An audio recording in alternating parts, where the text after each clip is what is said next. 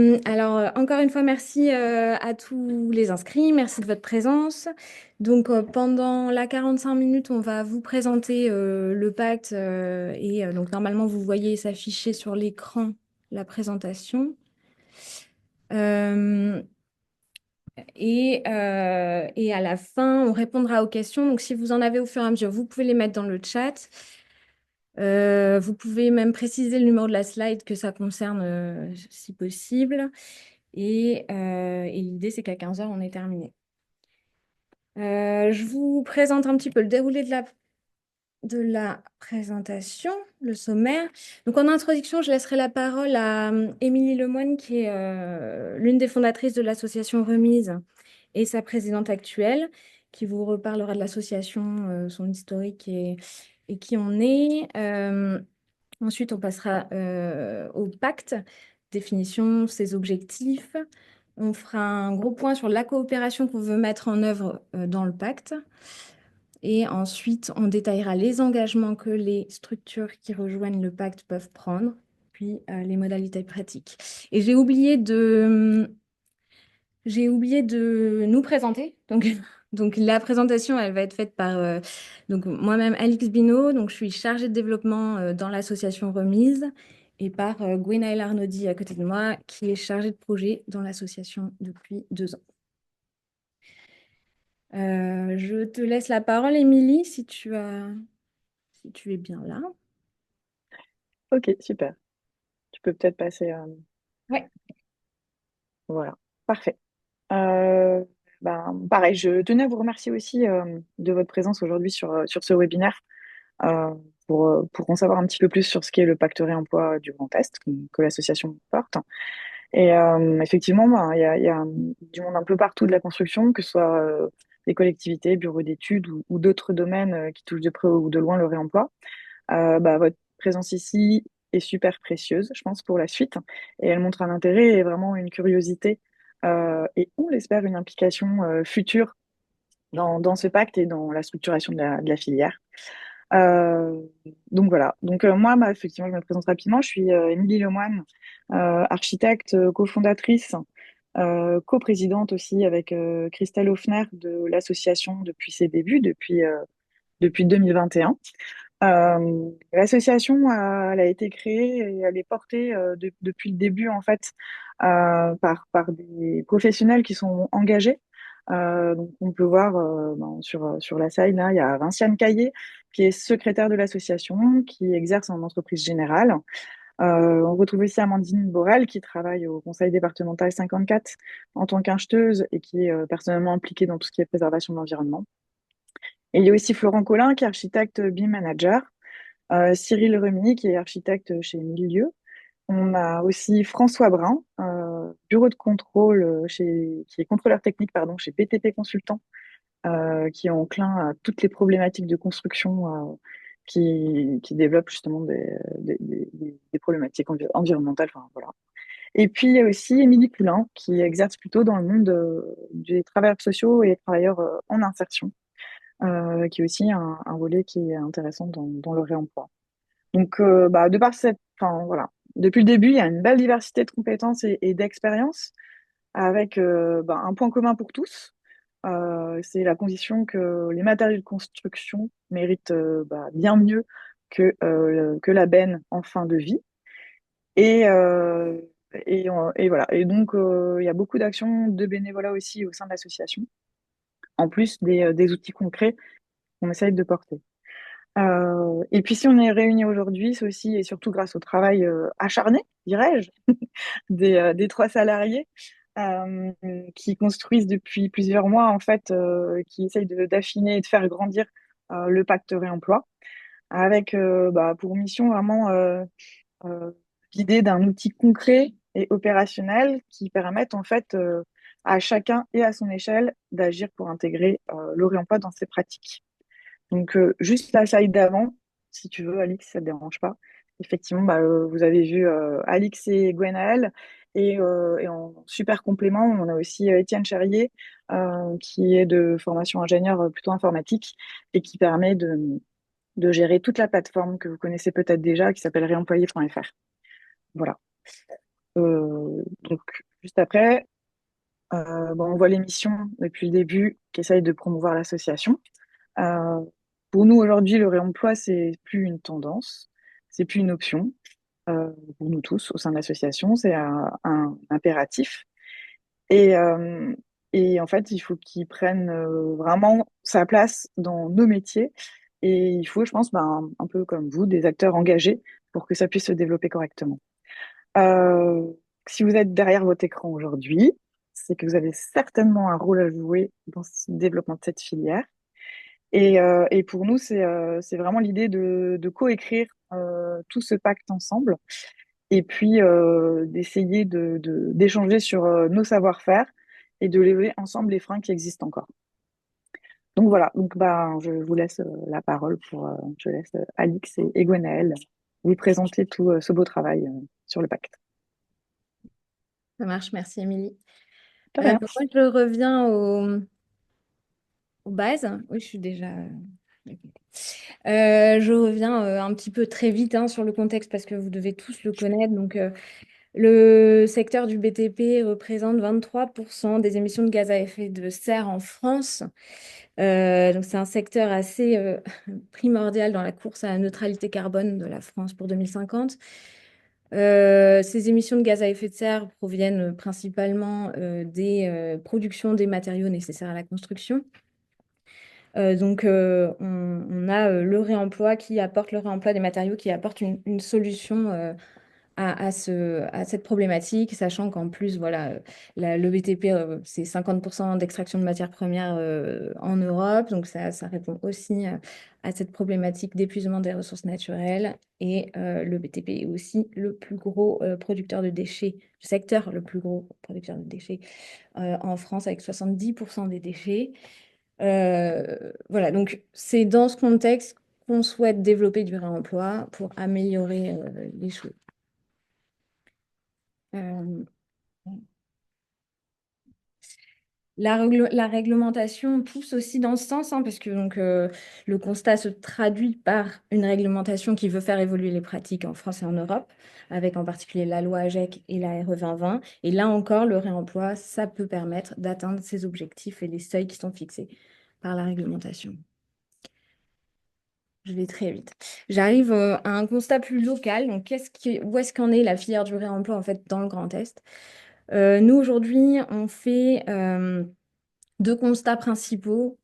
Des acteurs isolés, quand on se lance sur le réemploi aujourd'hui, en tout cas dans le Grand Est, on est un petit peu isolé, et en particulier des acteurs qui sont pour nous clés pour le développement de la filière, c'est-à-dire les, les acteurs du stockage et du reconditionnement des matériaux, avec un maillage insuffisant, des moyens limités, donc qui nécessite encore du développement. Et puis, un partage d'informations qui est insuffisant. On a mis en illustration une capture écran du site réemployé.fr sur lequel on peut retrouver les ressources, les diagnostics ou les stocks de matériaux de réemploi disponibles sur notre territoire. Et donc, c'est aujourd'hui un partage d'informations qui est insuffisant pour que la filière se développe. Globalement, la structuration n'est pas suffisante et il manque du lien entre les acteurs. J'ai quand même voulu mettre, enfin, on a quand même voulu mettre les points positifs, ce qui montre qu'il y a une réelle envie de développement et de l'espoir. Donc, avec des chantiers pionniers de plus en plus sur notre région.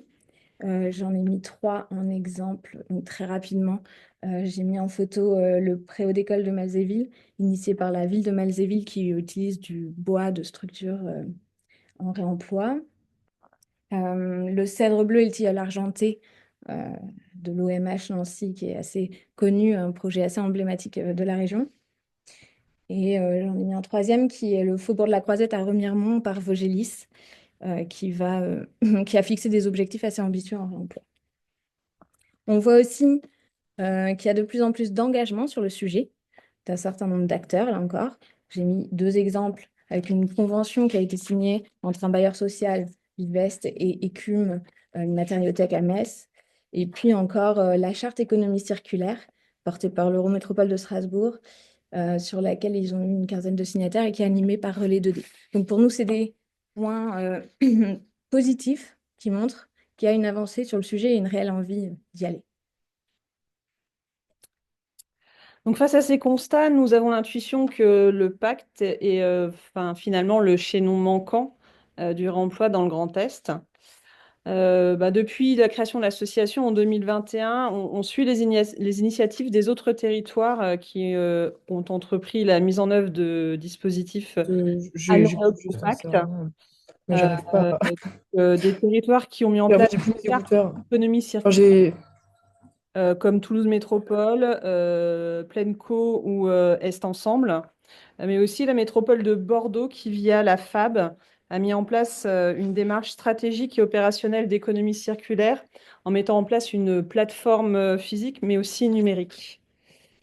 Oui, parce que Hop.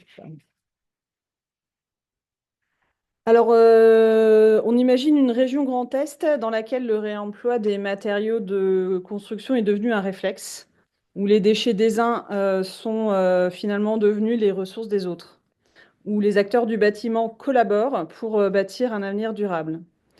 Donc, c'est l'ambition portée par le pacte réemploi des matériaux de construction. Il s'adresse à tous les acteurs de la construction et leur propose un cadre pour s'engager dans une démarche de réemploi afin d'impulser une forte croissance des pratiques. Donc ce pacte, c'est un véritable levier. Il vise à accompagner la création de bases solides pour une filière du réemploi avec la mise en réseau des acteurs pour créer une dynamique régionale de coopération, avec des outils concrets, des indicateurs pour faciliter l'adoption des pratiques et avec une vitrine et puis des événements de partage d'expériences. Le pacte s'adresse à tous les acteurs de la construction dont les activités sont indéniablement liées. Donc, dans un premier temps, les maîtrises d'ouvrage. Donc, les maîtrises d'ouvrage sont donc propriétaires des matériaux, donc des déchets. Ils en sont responsables selon le Code de l'environnement et doivent vraiment favoriser la prévention. En tant que maître d'ouvrage, ils ont le pouvoir de favoriser le réemploi à travers leur montage de projets. Et surtout, ils sont à la fois metteurs sur le marché de matériaux, mais aussi leviers pour leur remise en œuvre.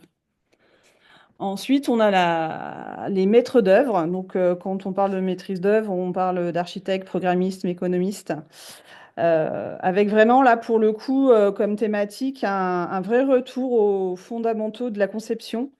Une conception qui doit s'appuyer sur les ressources existantes comme source d'inspiration, mais aussi penser la déconstruction dès la conception.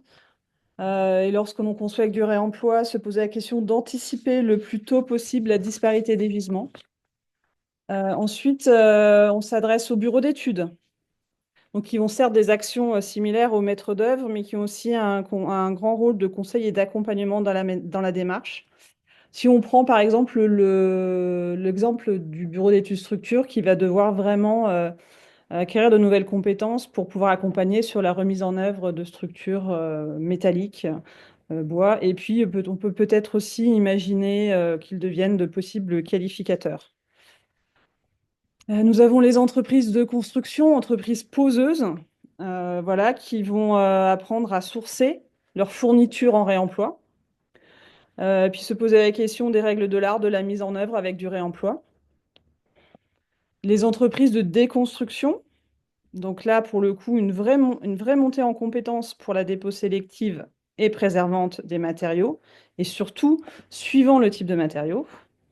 Et aussi prendre en compte, toujours les entreprises de déconstruction, prendre en compte la complexité de la logistique liée à la dépose. Parce qu'il ne suffit pas juste de déposer, mais c'est un ensemble d'actions qu'il faut prendre en compte. Et enfin, on souhaite aussi intégrer tout ce qui est école et organismes de formation parce que c'est vraiment un maillon essentiel. Donc les écoles pour former les futurs professionnels, donc l'avenir du monde de la construction, mais aussi les organismes de formation qui s'adressent aux professionnels en activité pour leur permettre de monter en compétences et accéder de façon simple et efficace à des catalogues de formation adaptés au réemploi. Alors l'idée du pacte, il date quand même de 2022 dans nos esprits. Ça a pris son chemin, doucement mais sûrement. Et en 2024, on a entrepris de présenter le projet à diverses structures et on a été agréablement surpris de voir qu'ils nous ont apporté leur soutien de principe. Donc, comme vous pouvez le constater, on a un soutien de principe de la région Grand Est, du département de Meurthe-et-Moselle, de la métropole du Grand Nancy, du centre de ressources Envirobat, de bailleurs sociaux, dont l'Union régionale Grand Est, de l'Ordre des architectes de la région Grand Est, d'entreprises de construction, de bureaux de contrôle, de bureaux d'études, de matériothèques. Alors, on appelle matériothèques les plateformes physiques où on peut retrouver des matériaux de réemploi, ainsi que des entreprises et associations d'insertion. Nous tenons d'ailleurs à les remercier pour leur soutien, qui confirme vraiment notre intuition pour la création de ce pacte. Alors, l'idée de faire émerger le réemploi sur le territoire, euh, on a essayé d'identifier un petit peu les axes sur lesquels il était nécessaire de travailler et de faire évoluer les structures. Donc, le premier, on en a déjà parlé, puis on va en reparler, c'est la coopération. Donc, c'est le principal axe et le principal engagement qu'on va demander dans ce pacte. Et on va revenir précisément sur comment on l'organise dans le déroulé du projet. Et ensuite, on a identifié quatre axes dans lesquels peuvent s'inscrire des actions et ce qui permettra de faire émerger la filière de réemploi. Donc, la première, c'est l'acculturation. Euh, L'idée, c'est que le changement prend du temps. Et une des étapes essentielles pour enclencher la volonté de changer, c'est l'acculturation. Donc, on entend par là la sensibilisation, la formation des équipes, des chantiers et la communication autour cette problématique. Deuxième axe qu'on a identifié, c'est le besoin d'expérimenter. Donc, il va falloir pour chaque structure, en fait, tester, initier des nouvelles pratiques. D'une structure à l'autre, ce ne sera pas forcément les mêmes pratiques qui fonctionnent, qui peuvent être mises en place dans le temps. Donc voilà, il y a une phase d'expérimentation qui est nécessaire pour le lancement d'un changement. Euh, Troisième étape, troisième axe, c'est structurer. Donc c'est tout ce qui se passe autour de l'acte même du réemploi. C'est la prise en compte d'un contexte global, le fait d'anticiper et de planifier, d'adapter les moyens autour pour permettre le réemploi. Et dernier axe, c'est ce qu'on vise finalement euh, sur l'ensemble de la région, c'est le systématiser, c'est le fait d'ancrer les pratiques de réemploi dans chaque structure. On en arrive à la coopération.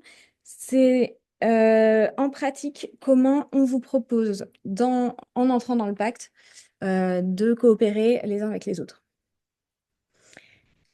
La première chose qu'on demande, c'est de désigner un référent réemploi dans votre structure. Donc, pour devenir partie prenante du pacte, il va falloir un référent réemploi. Il faut voir ça comme une plus-value et pas une charge. Euh, L'idée, c'est que c'est une personne qui va pouvoir monter en compétence sur le sujet et petit à petit infuser au sein de la structure l'ensemble des connaissances et des informations sur le réemploi. Donc, ça peut être quelqu'un d'opérationnel ou de transverse dans votre entreprise, hein. Chaque organisation s'organise comme elle le souhaite. Mais il faut voir ça comme un engagement au long cours. L'idée, c'est qu'elle puisse poursuivre la démarche sur plusieurs années. Euh, Ça doit être quelqu'un de sensible, sensibilisé ou formé au réemploi, qui va participer au groupe d'échange du pacte, qu'on vous décrit juste après, et qui sera invité aux animations qu'on organise autour du pacte. Elle doit assurer le lien avec ses collaborateurs, ses collaboratrices et être l'interlocuteur de remise pour le projet. Pour assurer son rôle, la personne recevra un kit avec un ensemble de ressources documentaires et de fiches de retour d'expérience au moment du lancement du pacte. Euh, La première étape qu'il va y avoir pour lancer le projet, c'est des entretiens euh, avec chaque structure euh, pour réussir à mettre au clair les freins principaux, les besoins principaux des acteurs. Euh, L'idée, c'est qu'on identifie un frein. Je vais mettre les exemples. Hop, on identifie un frein, on a donné quelques exemples. Pour identifier un thème de groupe d'échange, qui doit donner lieu à un livrable. Donc, imaginons que un des freins principaux et prioritaires identifiés lors des entretiens avec chaque structure soit quelles sont les entreprises qui posent du réemploi aujourd'hui. Le thème d'un groupe d'échange sera l'identification des acteurs pour amener un livrable type annuaire des acteurs du réemploi dans le Grand Est. L'idée, c'est que chaque entretien individuel va permettre de faire émerger un certain nombre de freins pour chaque acteur. Ensuite, il y aura une réunion zéro qui permettra de rapporter en fait ce qui s'est dit sur ces entretiens individuels, d'en faire une synthèse et de voter, de choisir on imagine 3 thèmes, mais ça dépendra évidemment du nombre de signataires du pacte, pour constituer ensuite des groupes d'échange autour de cette thématique et amener un livrable. Donc, chaque groupe d'échange regroupe les différents référents réemploi des signataires, et donc c'est au choix. Vous allez choisir de participer sur un des groupes de travail autour d'un thème pour mettre au point un livrable. Et l'idée, c'est que le livrable, ce soit une ressource opérationnelle qui permet de lever un frein au réemploi sur nos territoires et dans nos structures. On imagine 3 à 4 réunions par an par groupe et en visio, puisque vous êtes répartis sur l'ensemble du Grand Est et que c'est un grand territoire.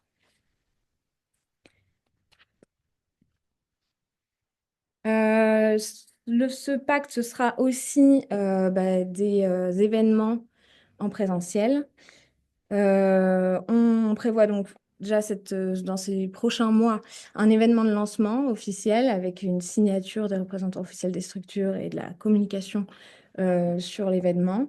Et ensuite, il y aura 1 à 2 fois par an des séminaires qui permettent de poser des jalons, de restituer les avancées des groupes d'échange, de se rencontrer entre structures, de créer du lien, voilà, et de partager sur les avancements de chaque structure dans le réemploi.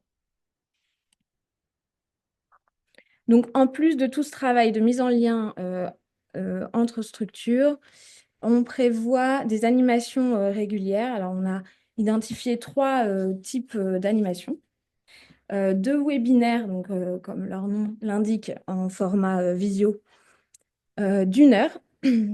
Un webinaire informatif, l'idée, c'est d'apporter de l'information, de la documentation sur un sujet précis. Alors, ça peut être sur la réglementation, ça peut être sur d'autres thèmes. Là, j'ai mis quelle subvention demander pour un projet de réemploi. Les webinaires retour d'expérience, donc là, on s'intéresse à un chantier en réemploi. Sur ces webinaires, il y aura des intervenants extérieurs également pour apporter soit le contenu informatif, soit qui sont intervenus sur le chantier. Et ce sera des contenus réservés aux signataires du pacte, donc pour être sur des formats où on peut poser nos questions et avoir l'information dont on a besoin. Voilà, ce ne sera pas ouvert à tous. Et une dernière animation, ce sera les apéros territoires. Là, l'idée, c'est d'avoir un format en présentiel. Donc, sur des territoires plus petits que le Grand Est, même si on n'empêchera personne de Strasbourg de venir dans les Ardennes, mais l'idée, c'est d'aller faire voilà, des moments conviviaux où on se retrouve, où on peut rencontrer des entreprises, pas forcément du pacte, mais par contre du territoire, avec un système de speed meeting et l'idée d'avoir un événement convivial qui anime également le pacte et on se déplacera dans les territoires petit à petit.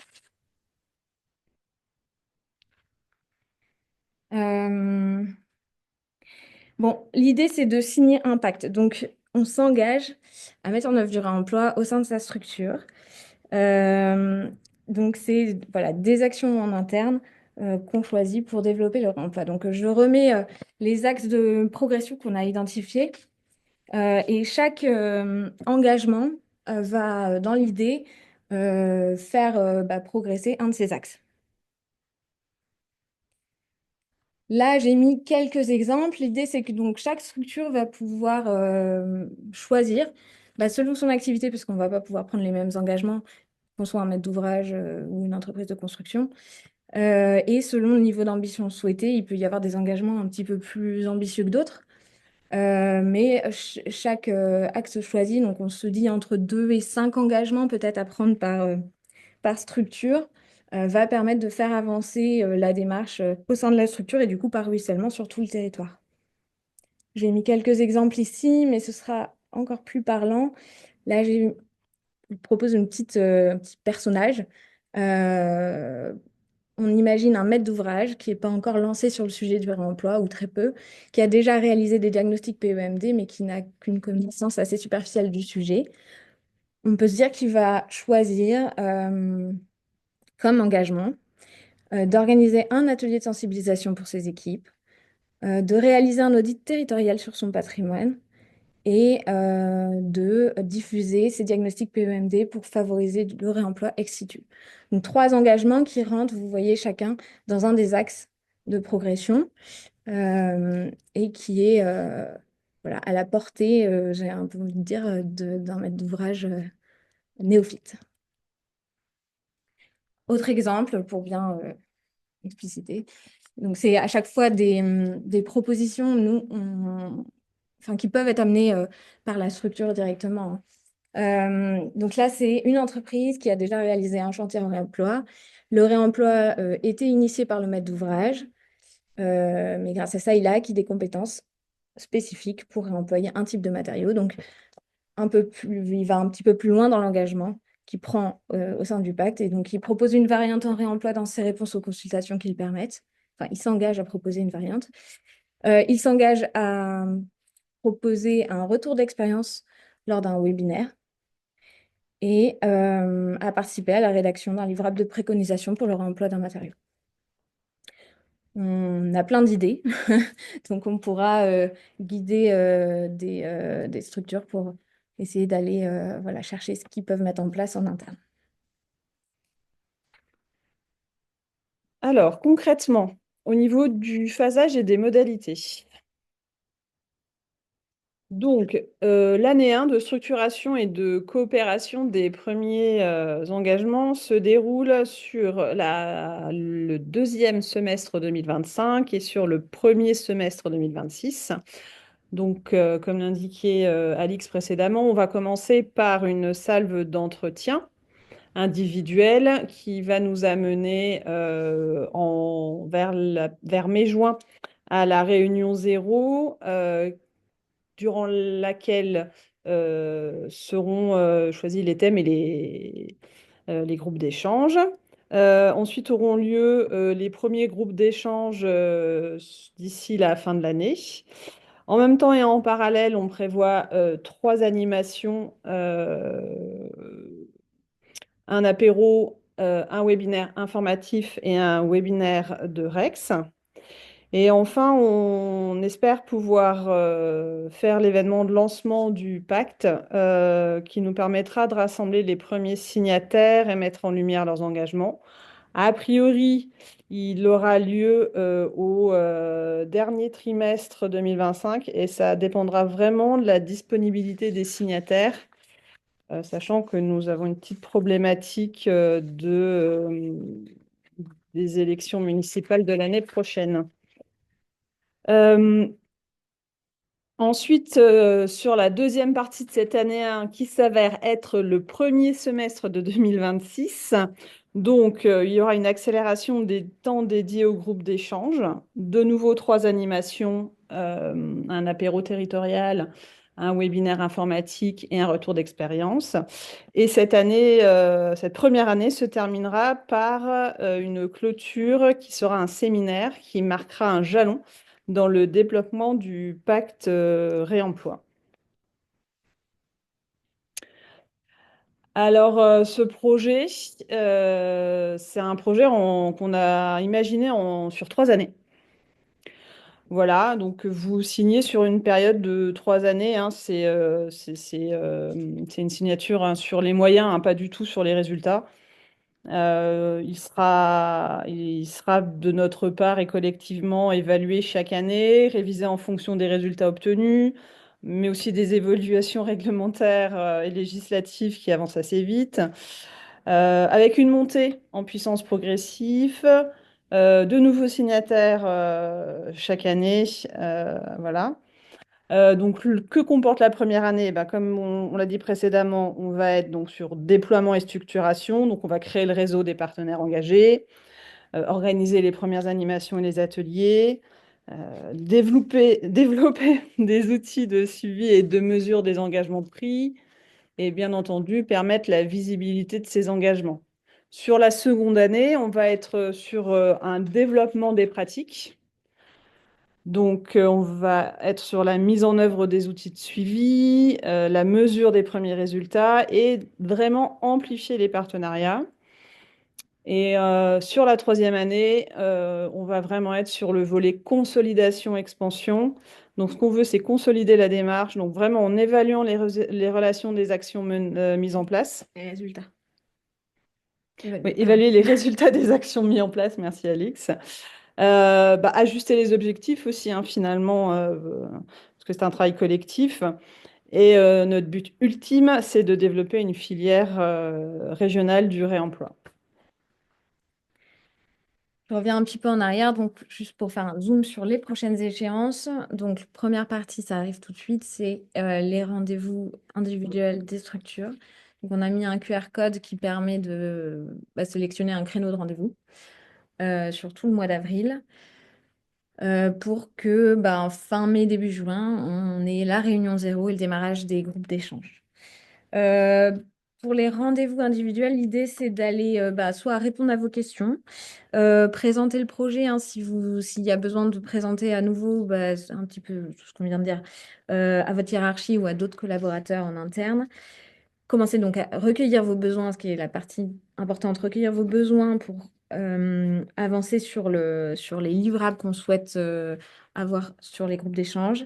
Et puis, si vous êtes suffisamment avancé dans votre processus de décision, envisagez votre feuille de route d'engagement. Alors, on tient à préciser que c'est vraiment un projet qui est issu de l'initiative de l'association. On n'a pas répondu à un appel à projet, donc on a fait tout ça a mûri dans nos cœurs et dans nos têtes. On a effectué un travail assez important de recherche de partenariat pour pouvoir financer ce projet. Et donc, nous avons sollicité pour cette première année le FSE plus ESS, donc, qui est un fonds européen. Ce fonds est en cours d'instruction et il va nous accompagner sur notre projet associatif dont le pacte est l'une des principales actions euh, pour cette année. Alors, ça devrait couvrir environ 70% du projet pacte. Donc le FSE, ça va être notre financeur principal et on attend vraiment avec impatience la confirmation qui devrait arriver dans les prochains jours. Donc, pour devenir signataire, plusieurs conditions. Faire partie des acteurs cités, mais a priori, si vous êtes là aujourd'hui, c'est que vous en faites partie. Être présent sur la région Grand Est et être prêt à déployer les moyens nécessaires pour l'atteinte des objectifs choisis. On demande, donc on l'a dit, hein, le financement partiel par subvention fait qu'il faut un complément. Donc on demande pour cette première année aux acteurs qui souhaitent devenir signataires de devenir adhérents à l'association. Euh, Petite précision, pour les collectivités qui nous soutiennent, en tant que financeur, vous faites partie des adhérents, c'est inscrit dans les statuts. Voilà. Autre information, vous avez d'autres avantages, hein, qui sont en lien avec le fait d'adhérer à l'association, donc c'est compris également.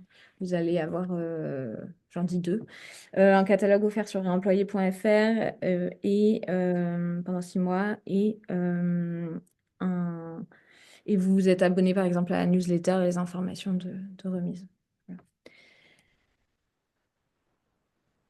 Pour terminer, c'est la dernière slide. Je ne sais pas quelle heure il est. Je ne sais pas si on est allé vite ou ça va. On est allé pas mal. Dernière slide. Pourquoi devenir signataire du pacte réemploi? Euh, En gros, vous l'avez compris, c'est un projet de coopération entre acteurs, donc sa réussite dépend directement de vos participations. Les raisons pour lesquelles vous devez participer au pacte, c'est que ça va vous permettre donc de bénéficier d'outils opérationnels co-créés pour répondre à vos besoins, de bénéficier d'informations, de ressources documentaires et de retours d'expérience partagés pour monter en compétence sur le sujet du réemploi. Vous allez aussi faire partie d'une communauté d'acteurs engagés sur le réemploi, créer du lien, connaître les acteurs. Et enfin, grâce aux événements qui sont organisés et la communication autour du pacte, vous bénéficierez d'une vitrine pour mettre en lumière vos engagements. C'est le moment où on répond à vos questions si vous le souhaitez. Et puis j'ai remis le QR code des rendez-vous individuels. Je vous remercie pour votre attention. On espère que tout est clair et suffisamment concret pour vous convaincre de rejoindre le mouvement. Alors, est-ce qu'il y a des questions? Alors, il n'y a pas de questions, je crois pas, sur le chat. Donc, vous pouvez activer vos micros si vous le souhaitez, puis prendre la parole si vous avez des questions. Oui, il y aura le support mail, le support de présentation vous sera envoyé par mail à la suite. Est-ce qu'une entreprise n'ayant jamais mis en œuvre de matériaux issus du réemploi peut intégrer ce mouvement? Oui, on a essayé de montrer qu'il y avait différents niveaux d'engagement et qu'on pouvait avoir le souhait de rentrer dans le mouvement et démarrer par des choses, on va dire, simples, enfin, de type sensibiliser ses équipes. Et puis on en trouvera d'autres. Enfin, voilà, il est possible d'intégrer. Il faut avoir le souhait d'avancer sur le sujet. Alix, j'ai une question. Est-ce que, alors bah déjà, bravo parce que je trouve qu'entre la première présentation et aujourd'hui, je trouve qu'il y a eu un super boulot de fait. C'est beaucoup plus concret, je trouve. Enfin, ce n'est que mon avis personnel. Et en tous les cas, moi j'aurai aussi des billes pour négocier avec qui vous savez. Et donc voilà, donc vraiment, enfin voilà, c'est très clair et il y a, je trouve c'est super concret quoi. Donc j'ai ma question est la suivante. Est-ce qu'il y a possibilité en cours de route par rapport aussi à un projet dont je pense vous êtes au courant aussi, de recrutement, que on puisse changer d'interlocuteur en cours de route. Parce que à la limite, ben moi à la limite je serai certainement l'interlocutrice au démarrage et puis après bah, ça serait quelqu'un d'autre. Donc vous n'y voyez pas d'inconvénient. Oui, bah non, bah on a présenté oui, le cas idéal du référent réemploi qui reste sous le long, mais après, bien sûr, on s'adapte aux contraintes de chaque organisation. Oui. Voilà, tu vois bien, enfin, ouais, Ok. évidemment, il n'y a pas de problème. Je vois que deux personnes ont levé la main, donc je peux peut-être donner la parole à Madame Simon. Oui, donc bonjour à tous. Donc moi je suis Violaine Simon, je suis la secrétaire générale de la CAPEB Moselle, donc côté entreprise, on représente les entreprises du bâtiment.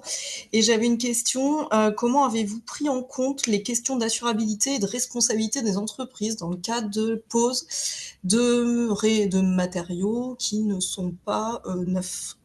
Ouais. Ben, on a, comment dire, est-ce qu'on a pris en compte? Ça fait partie des freins identifiés, oui, au réemploi aujourd'hui.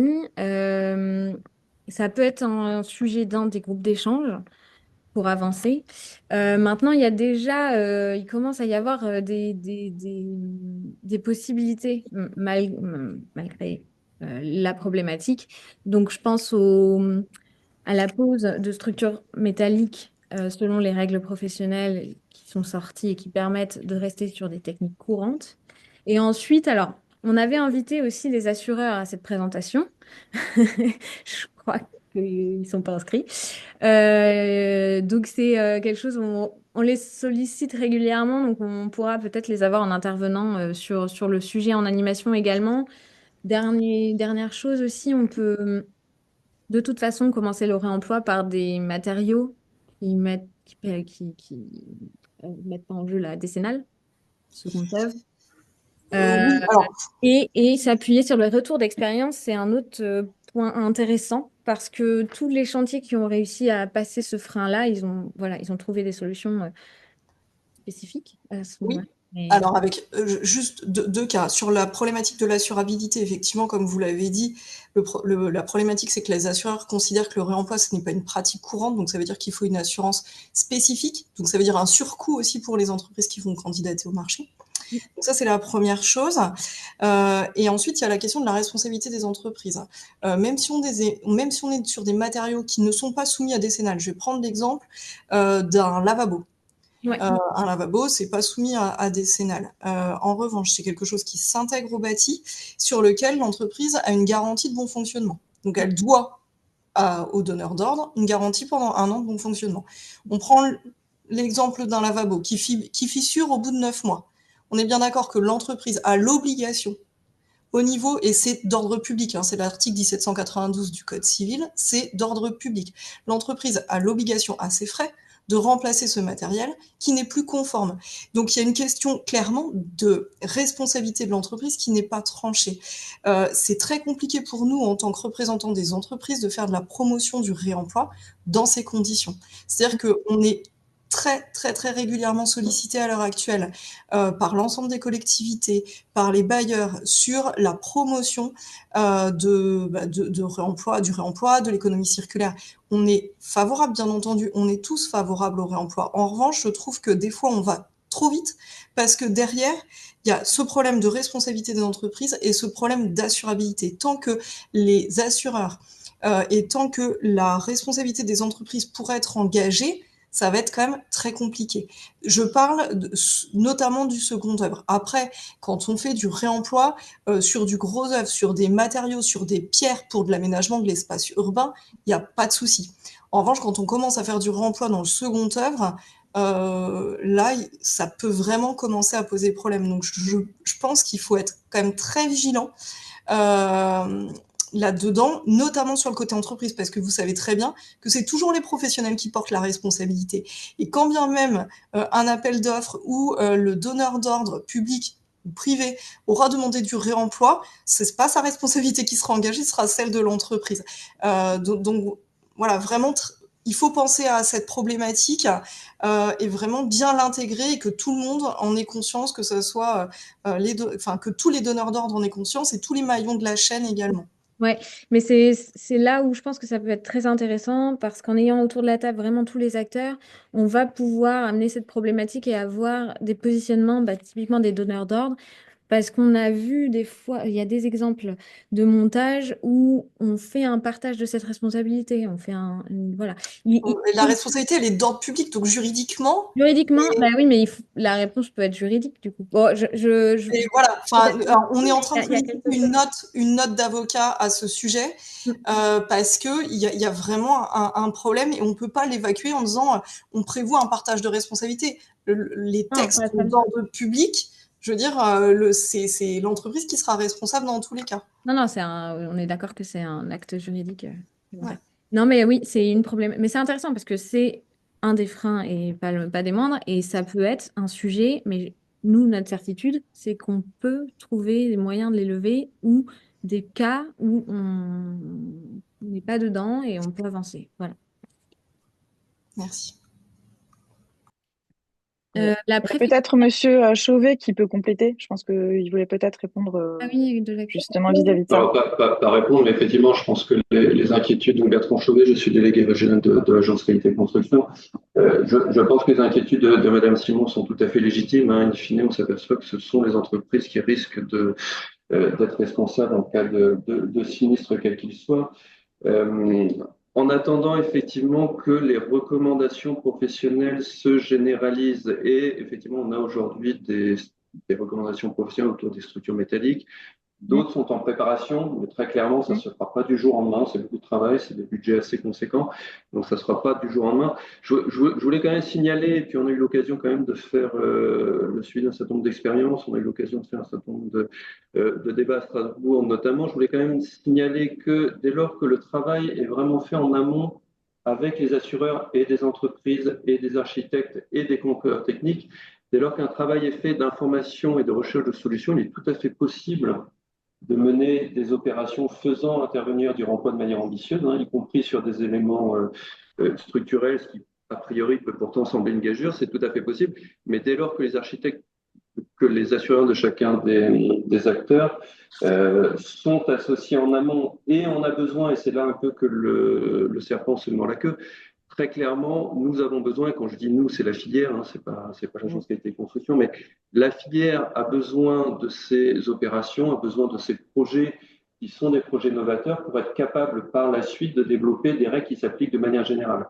Donc voilà, donc pour résumer, il y a une responsabilité des entreprises qui est effectivement majeure et auquel elles ne pourront se soustraire, donc il est important de le prendre en compte pour ne pas les mettre en difficulté.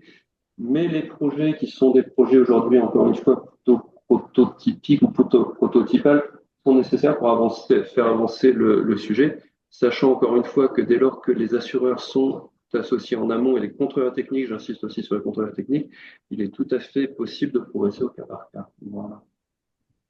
Merci. C'est ça. On va Merci. laisser la parole à la préfecture 88 qui a demandé.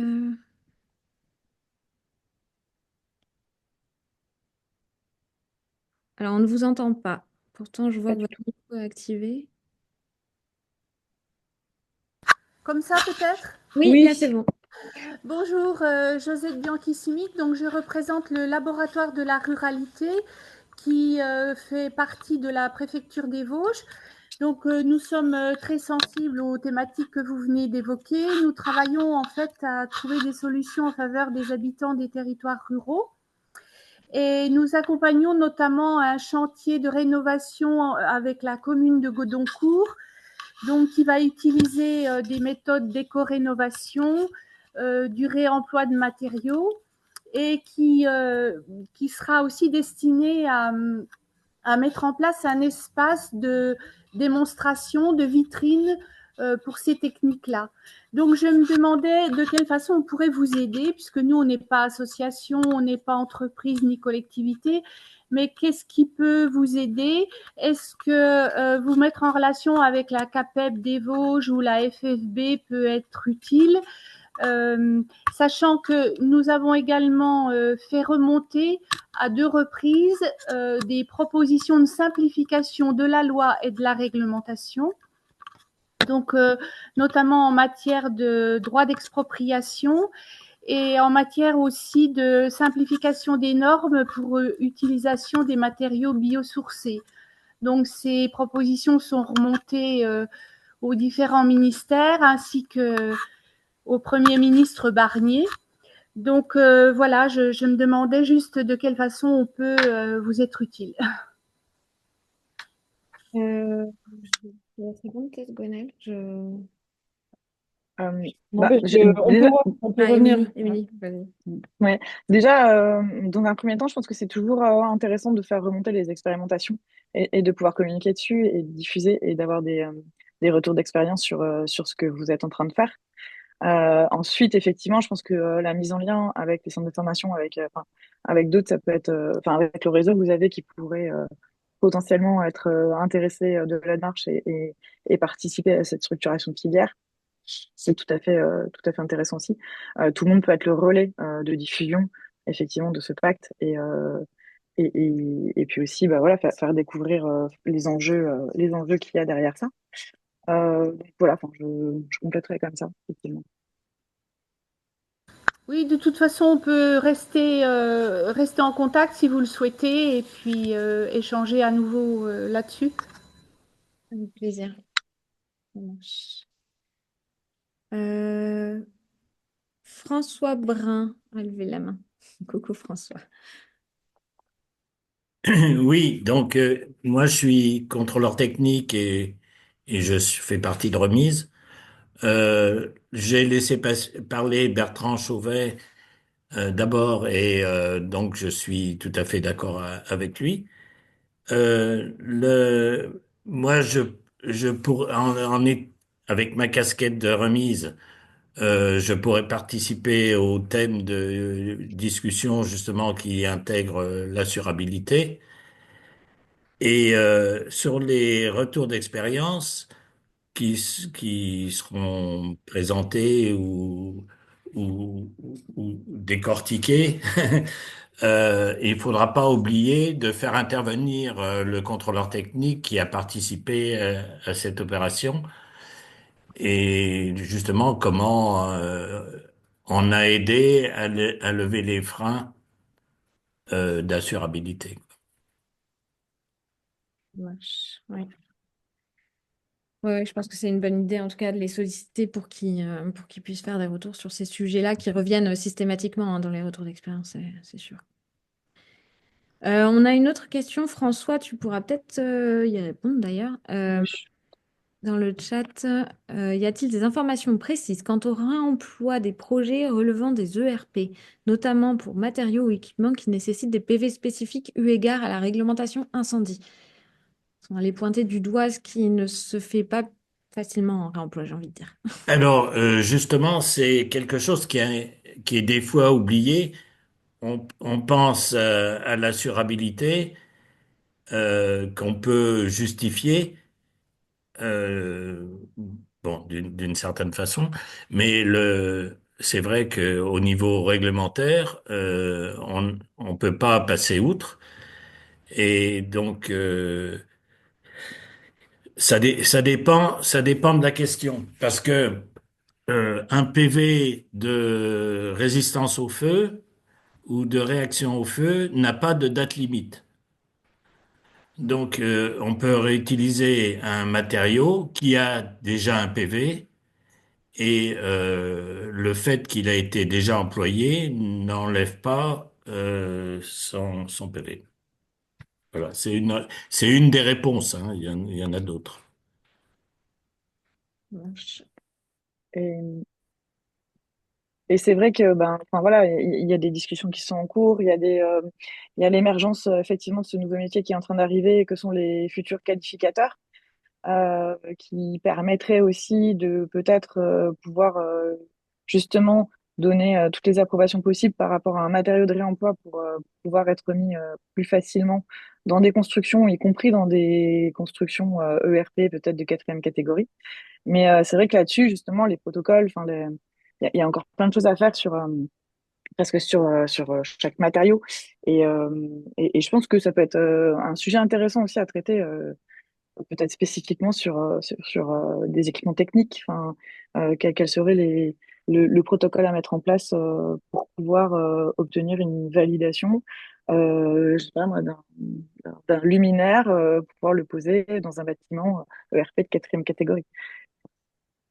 Et quelle serait la filière et comment est-ce qu'on pourrait trouver ça sur le territoire en Lorraine. Enfin, voilà, il y a pas mal de pistes de réflexion là-dessus aussi à avoir. Il y a Monsieur Piton qui lève la main depuis un moment. Peut-être donner la parole. Oui, bonjour. Non, je vous laissais justement échanger sur le sujet. Alors déjà, moi, je voulais saluer justement la démarche, hein, parce qu'effectivement, comme vous le disiez, c'est un chaînon manquant dans la région Grand Est. Alors, juste pour me présenter 2 petites minutes, et vous allez comprendre tout l'intérêt où j'assiste justement à ce webinaire. Donc, moi, je suis animateur du groupe de travail à l'AFNOR sur la rédaction de la norme sur le diagnostic PEMD. Je fais également partie du groupe de travail européen, Comité européen de normalisation, pareil sur la rédaction d'un fascicule technique sur le diagnostic PEMD, et je suis interlocuteur de l'AFNOR auprès de la DHUP. Donc en fait, pourquoi je vous présente tout ça, c'est que en fait, je fais aussi partie de différentes associations, notamment Toulouse Métropole, qui, sur l'Occitanie, ont mis un petit peu le même principe. Alors là, eux sont beaucoup plus avancés, beaucoup plus développés que votre association. Et je pense que ce qui pourrait être intéressant, c'est qu'il y ait plus ou moins des mises en commun des différents travaux. Je vous entendais parler tout à l'heure de la partie assurantielle. Il y a tout un ensemble de discussions qui a déjà eu lieu avec des réponses, notamment via la SMA BTP. Et je pense qu'il pourrait être intéressant, alors par mon biais ou par une mise en relation entre associations régionales, des réponses qui ont déjà été apportées. Euh, voilà, donc ça pourrait être éventuellement une de vos pistes également. Et puis le deuxième axe concerne justement le développement de l'association d'un point de vue régional. Vous parliez notamment de la partie formation. Je crois qu'on a entretien d'ailleurs lundi, si je me trompe pas. Hein, j'avais Oui. pris rendez-vous assez rapidement.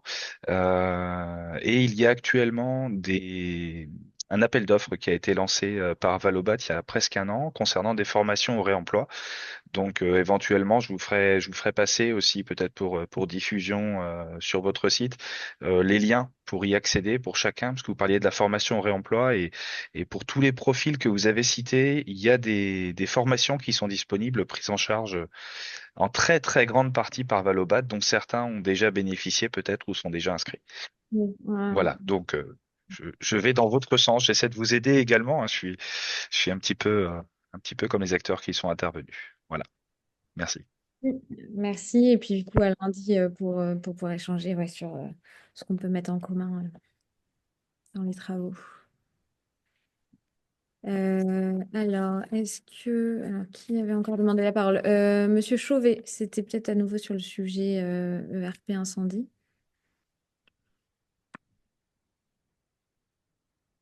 Alors, Oui, effectivement, je voulais rebondir sur ce que disait François Brun.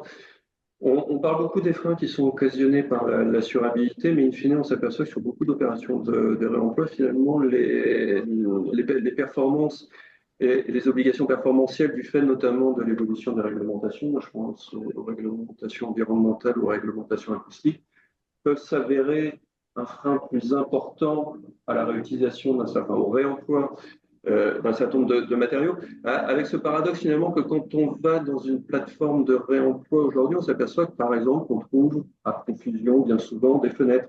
Or, les fenêtres, du fait de l'évolution des réglementations, peuvent se révéler être les éléments les plus difficiles ou un des éléments les plus difficiles à réemployer dans de bonnes conditions. Donc, c'était simplement pour signaler que la question de l'assurabilité est un frein. In fine, c'est peut-être pas forcément le plus important dans certaines opérations. Voilà. Dès lors, encore une fois, j'y insiste, dès lors que le dialogue avec les assureurs est fait correctement en amont.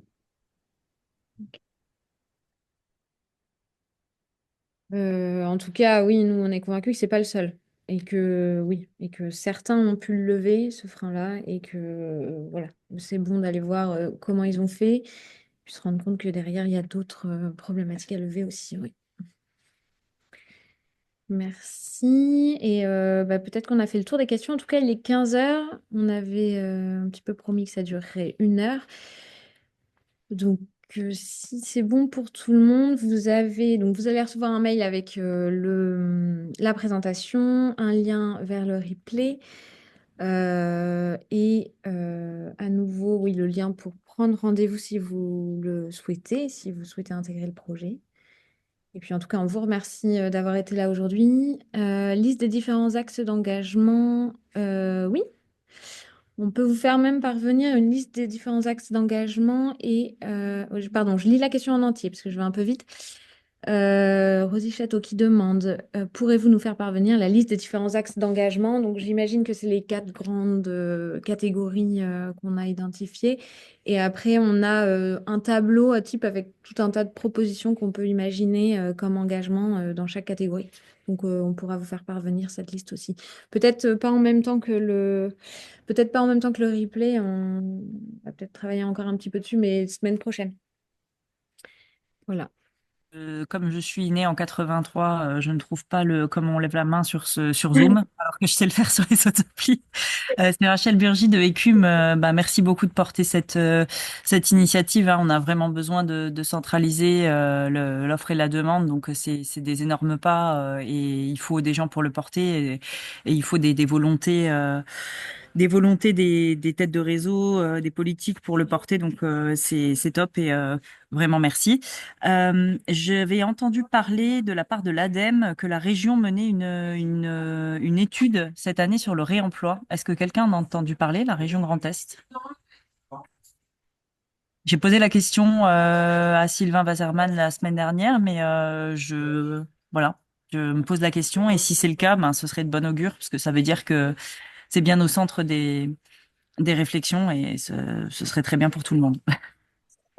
Alors, est-ce qu'il y a quelqu'un du Grand Est ici qui peut répondre? Parce que là, nous, on n'a pas En tout cas, l'information. si quelqu'un a l'information, On a vu passer effectivement, mais c'est sur le réemploi de façon générale, d'accord. Ok, spécifiquement bâtiment. Mais alors, ok. est-ce que c'est seulement la Ce France? qu'il est sûr, je sors un peu de mon scope, mais ce qu'il est sûr, c'est qu'il existe des subventions destinées à faciliter la mise en œuvre du réemploi au niveau de la région Grand Est, ça c'est sûr.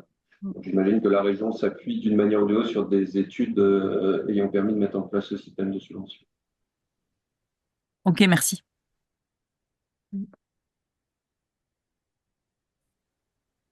Est-ce qu'il y a encore d'autres questions, du coup, d'autres personnes qui ne savent pas lever la main? Parce que je ne saurais même pas te dire comment faire, Rachel. Mais prenez la parole si vous voulez. Mais sinon, on va pouvoir finir. Pour lever la main, c'est sur le bouton réagir et vous avez levé la main qui s'affiche. C'est juste Il y pour a un ceux petit qui ont cœur le sur bouton. réagir. Voilà, c'est J'ai ça. cru que Voilà. j'allais juste mettre un cœur. J'ai eu peur de juste mettre un. Je suis né en 77 et j'y suis arrivé. Moi, je tiens à signaler. Oh, je sais, C'est pas pour me vanter du tout. Mais... Ah non, mais vous pouvez. Vous étiez certainement plus débrouillard que 83. Ou juste, c'est juste moi dans ce cas. Ok. Merci à tous et à bientôt, j'espère. Merci à vous. Au revoir. Bon après-midi. Merci beaucoup. Au revoir. À bientôt. Merci d'être venu. Un grand merci à vous. Au revoir. Au revoir. Au revoir.